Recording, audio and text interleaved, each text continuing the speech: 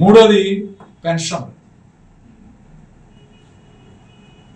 నర్సరావుపేట నియోజకవర్గంలో 3 గ్రామాల్లో పెన్షన్లు ఆపేశారు ఇవ్వడం. అల్లూరు వారిపాలెం గ్రామంలో 22 పెన్షన్లు ఇవ్వడం ఆపేశారు. దొండపాడు గ్రామంలో 12 పెన్షన్లు ఇవ్వడం ఆపేశారు. మాచవరం గ్రామంలో 5 పెన్షన్లు ఇవ్వడం ఆపేశారు. మొత్తం 38 పెన్షన్లు ఈరోజు, 39 పెన్షన్లు ఈరోజు ఇవ్వడం ఆపేశారు. ఎందుకు ఈరోజు పెన్షన్లు ఆపేయటం ఎందుకు జరుగుతాం?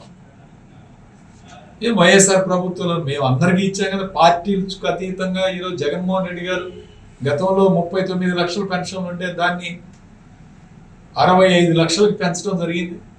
26 లక్షల పెన్షన్లు ఇవ్వడం జరిగింది. పార్టీలకు అతీతంగా ఇచ్చాం. కులాలు లేవు, మతాలు లేవు, పార్టీలు లేవు అని ఆయన చెప్పడం, ఇక్కడ ఇవ్వటం. ఎవరికైనా పొరపాటున పెన్షన్ ఆపితే స్పందనలో మళ్ళీ వాళ్ళు పోయి పెన్షన్ ఆపేశారని కలెక్టర్ గారికి ఇస్తే మళ్ళీ కలెక్టర్ గారు ఎండిఓలకు చెప్పి పెన్షన్ ఇప్పించే కార్యక్రమం చేశాం. ఈరోజు ఎందుకు వైఎస్ఆర్ కాంగ్రెస్ పార్టీ వాళ్ళు పెన్షన్లు ఆపే కార్యక్రమం చేస్తారు?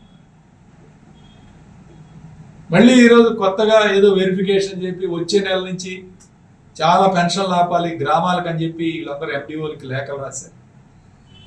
ఒక్కొక్క గ్రామానికి 300, 200, 150 పెన్షన్లు. ఖచ్చితంగా చెప్తాం, పెన్షన్లు ఆపితే వీళ్ళందరినీ కూడా రోడ్డు ఎక్కించే కార్యక్రమం చేస్తాం. అందరం రోడ్డు మీద కూర్చున్నాం. కలెక్టర్లు మారే కార్యక్రమం, అధికారులు మారే కార్యక్రమంగా సెటిల్ అవ్వలేదు. కలెక్టర్ గారిని పోయి కలిసి మనం మాట్లాడాలి. కలెక్టర్ గారు కొత్తగా కలెక్టర్ గారు ఇంకా జాయిన్ అవ్వలేదు అప్పటికని చెప్పి ఆగాం. ఖచ్చితంగా పెన్షన్లు అందరికీ ఇవ్వాలి. పెన్షన్లు ఆపే కార్యక్రమం చేయొద్దు. అలాగని జరిగితే మాత్రం ఖచ్చితంగా రోడ్డెక్కే కార్యక్రమం.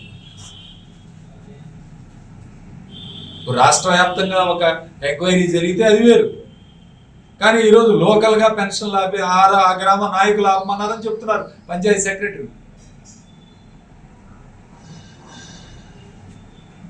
మేము వాలంటీర్లు పెట్టి ప్రతి ఒక్కరికి పెన్షన్లు ఇచ్చేయమంటే వీళ్ళు ఈరోజు వచ్చిన తర్వాత వైఎస్ఆర్ కాంగ్రెస్ పార్టీ వాళ్ళకి ఆపే కార్యక్రమం చేయటం దారుణమైన అంశం. దీన్ని ఇమీడియట్ గా యాక్షన్ తీసుకోవాలని కలెక్టర్ గారిని కూడా కలుస్తాం, కొత్త కలెక్టర్ గారిని. ఖచ్చితంగా ఈ పెన్షన్లన్నీ కూడా మళ్ళీ ఇవ్వాలని చెప్పి ఈరోజు మేము డిమాండ్ చేస్తాం.